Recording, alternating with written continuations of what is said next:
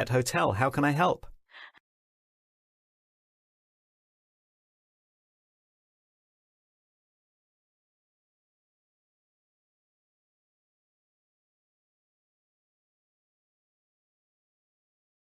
Hello. I was wondering if I could book my dog in for a stay at the hotel while I'm on my summer holiday in July. Sure. You're booking nice and early, so we have space available all through the summer. I'll just need to take a few details. What's the name of your dog? It's Oscar. He's still only a baby, really, at just over 1, but he's big because he's a German Shepherd. Oh, yes, they can be quite big puppies. And can I take your name, please? Yes, it's Simone Vittoria. So that's Simone with an E and Vittoria. Lots of people tend to add a C into my surname, which isn't right. Thank you for spelling it for me. Now, when are you looking for Oscar to come and stay with us? Well, I'd originally planned for a week from the 4th of July, but it now turns out that I can get another week off work, which is nice, but I won't actually be away for all of that. I'll have a few days at home at the end, so 10 days? 10. From the 4th of July. OK, got that. Right, he's all booked in. So, just a few more details now. We can provide all the food, both wet and dry, so you don't need to bring your own unless you want to. How does that sound? Yes, great. But he'll only eat dry food, I'm afraid. The wet stuff he doesn't touch. I'll make a note of that. We do, though, encourage owners to bring some items from home, so it's a bit more comfortable for their pets. You know, like a bed or a piece of your clothing. Well, the bed he has at home is rather large, but I suppose I could bring the blanket that he sleeps with. It seems he can't sleep without it. I'll probably throw in his teddy, too.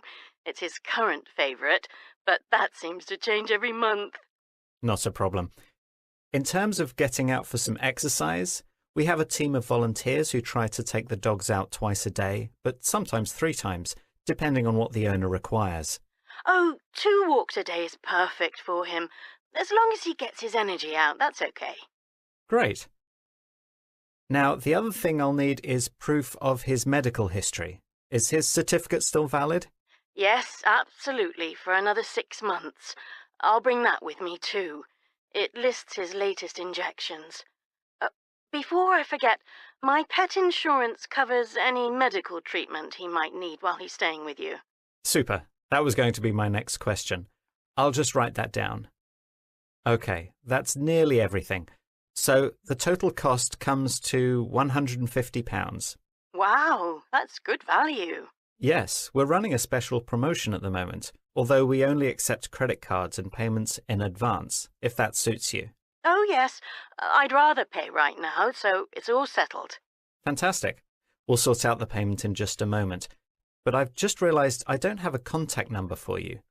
Can you give me your mobile number? Of course. It's 07101 889 434. Sorry, was that 889334? No, 434 at the end. OK, thanks. Right, I think we're ready to take payment.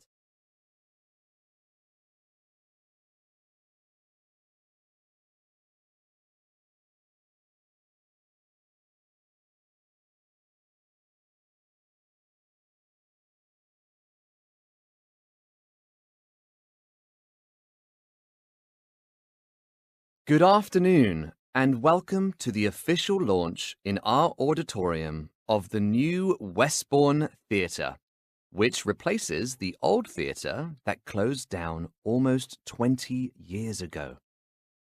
As the director of the theatre, I'm delighted to welcome you to our fantastic new art space in the centre of the town. I'm going to tell you a little bit about what we've done to the building and the improvements we've made. The original plan was to demolish the building and start from scratch. But as the building is historically protected, this couldn't happen. However, it turned out to be a blessing because during the restoration, we uncovered some unique features of the building that are now proudly on display in the auditorium. For example, if you look up, you'll be able to see some of the ornate decorations that now form part of the ceiling. You'll notice that the seats you find yourself sitting in are brand new and hopefully more comfortable than the previous ones. We were in no doubt that the old seats needed replacing, as much of the material was worn, and it was more cost-effective to rip them out and install new ones. What has remained the same, though, is the stage area. This was in fairly good condition and just needed a bit of care to bring it up to modern standards. We were able to retain the size of the stage, so no space has been lost for the actors and stage crew. We were initially concerned that the steps leading up to the stage were unstable, but they only needed a few repairs, so they've remained essentially the same, but an improved version. Although the theatre curtain was in good repair, it was decided to change it so that it matched the colour and fabric of the newly installed seats in the auditorium. The old curtain wasn't wasted, though. We managed to donate it to a charity which will use sections of it to recover antique furniture to sell on and raise money for the Arts Council, which we're very happy to support. In addition to our exciting new premises, I'm also pleased to announce that we'll be offering a range of programs to suit a wider audience than previously. The first program, which will be starting in the next few weeks, is our Shakespeare season. This is a very exciting new direction for us, as we'll be presenting shortened versions of the majority of Shakespeare's comedies. It's hoped that these shorter plays will encourage more young people to get interested in the theatre and what it can offer. The plays will be staged by the Golden Theatre Company, which is made up of only women. This will bring a new dimension to the cast and will hopefully appeal to a more varied audience. In line with our dedication to bringing theatre to all ages, we'll be running children's workshops in the near future. We already have a list of professional actors from the area to run classes on the art of making speeches and demonstrating emotion. Those children who don't want to appear on stage will be able to have classes in set painting and set building, which will allow them to be involved in a different aspect of theatrical production. As I mentioned earlier, we're great supporters of the Arts Council, especially as they've given so generously to the restoration of our theatre. Therefore, in honour of them, we'll be holding special charity events throughout the year, or, to be more specific, 6 times throughout the year, so every 2 months. These events are intended to raise money for the council, which does such wonderful work in promoting the arts in the local area and nationally. Events we've booked so far include a comedy night, an evening of musical performances, as well as various dance recitals. I think it'll prove to be very exciting. So, let me move on to introduce you to the...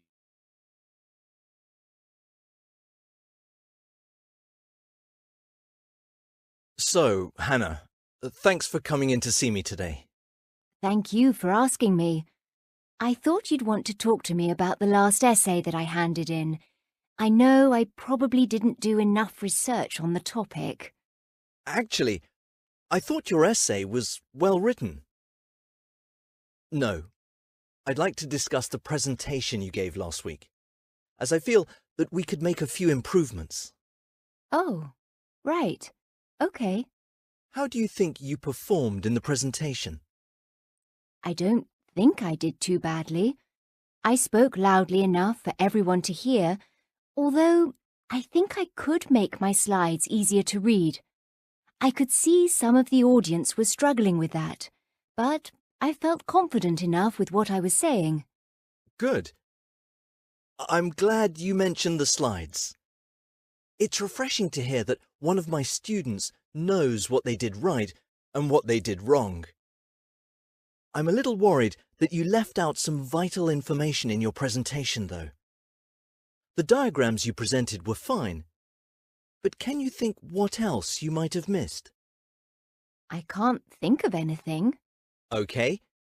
A lot of your presentation was based on research done by other people. Whenever you quote information like this, you must reference them, whether it's an essay or a presentation. It's important to do this so you can prove what you're claiming and back up your information.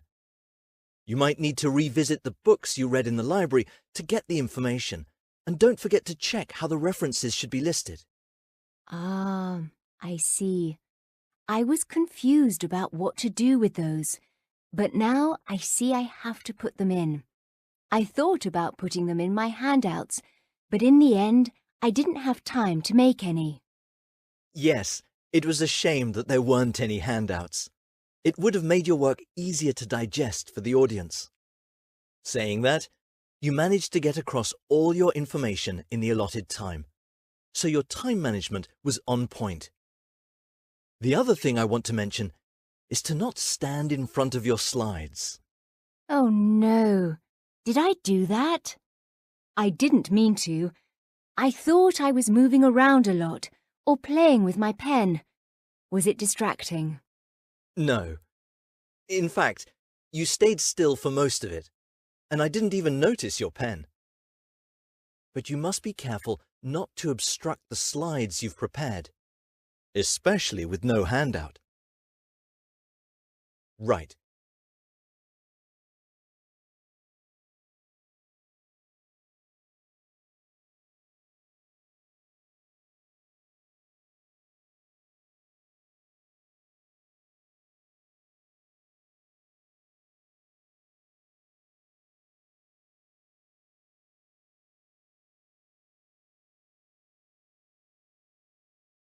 Let's talk about your next assignment.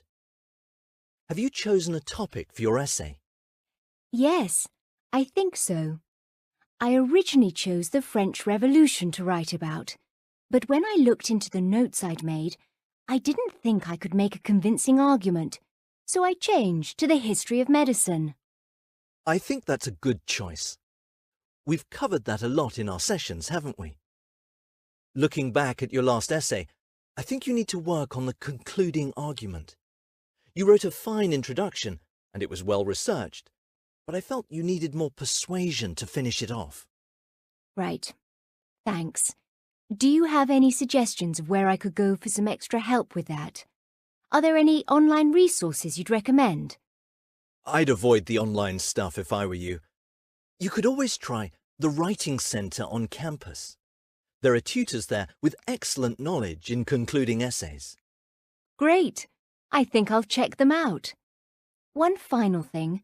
When does the essay need to be handed in? This should be in your diary. The essay deadline is next Thursday, in the morning. If you need a deadline extension, remember to email me, and we'll see what we can do. All right?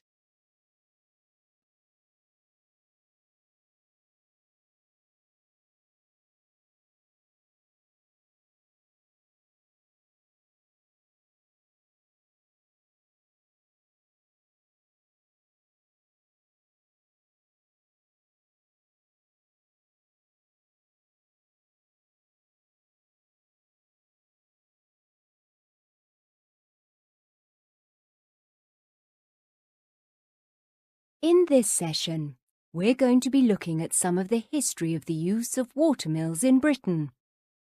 As we know, the main mechanism of the watermill uses hydropower to generate movement in order to complete a process.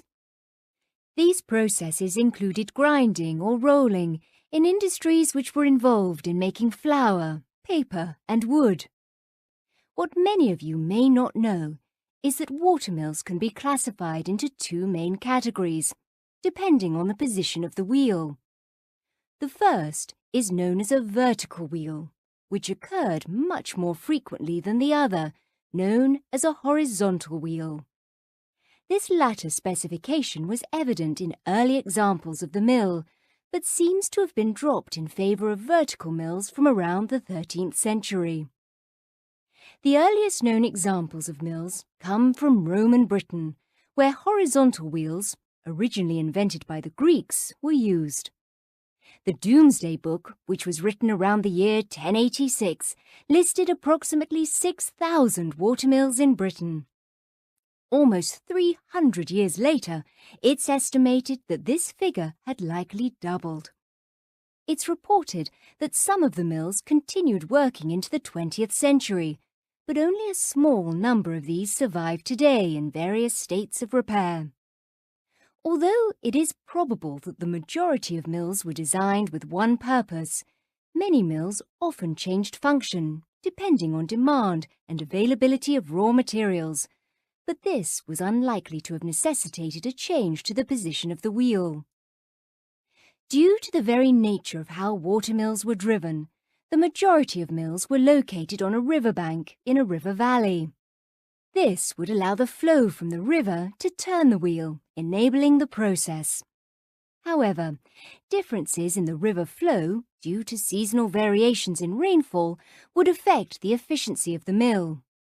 In other examples, the mill was constructed and set away from the riverbank. Then, a man-made channel would divert the water from the river into the channel to force the wheel to move.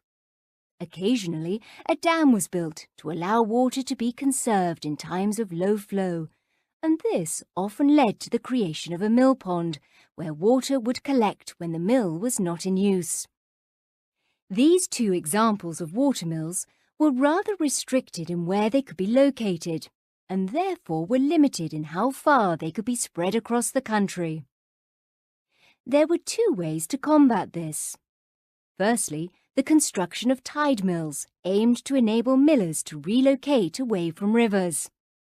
A tide mill uses seawater, driven by the rise and fall of the ocean tides. These were naturally situated on the coasts, at an inlet or an estuary.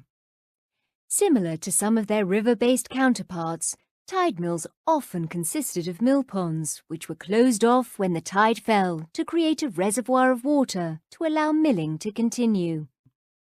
The River Thames in London is a tidal river, and in the 18th century there were an estimated 76 tide mills in the city, with some on London Bridge itself. An alternative to the tide mill was known as the ship mill. This consisted of a mill with a wheel housed on a floating deck, which was usually placed in the middle of a river, where the flow was fastest. As the mill was floating on the surface of the river, the water levels didn't generally affect the continued use of the mill, unlike its landlocked equivalents. Piers were built from the land to allow access to the mill, and a mechanism existed so that the structure could be pulled to the side of the river to avoid it becoming an obstruction. However, as river traffic began to increase, the existence of the ship mill hindered progress, and it soon became abandoned. Even though tide mills and ship mills enabled the use of hydropower to be spread across the country, it appeared that windmills were an even more effective mill to carry out the same functions. These mills came to Britain in the 12th century and proved to be popular. This was because they were cheaper to build than any kind of watermill and were more flexible in where they could be located. These windmills had to be situated facing in one direction in a hilly area in order for the mechanism to work. This would indicate that windmills were just as restricted as watermills. Improvements were made, though, and the post mill allowed the sails of the windmill to be moved in any direction to catch the wind. Making the tower of the windmill higher also made it possible for windmills to be located in less hilly areas. Therefore, with these innovations, the spread of windmills across the country was relatively quick in comparison to that of watermills. Even though wind power tended to be more effective than hydropower, both fell out of use in the 1880s when steam power came into effect.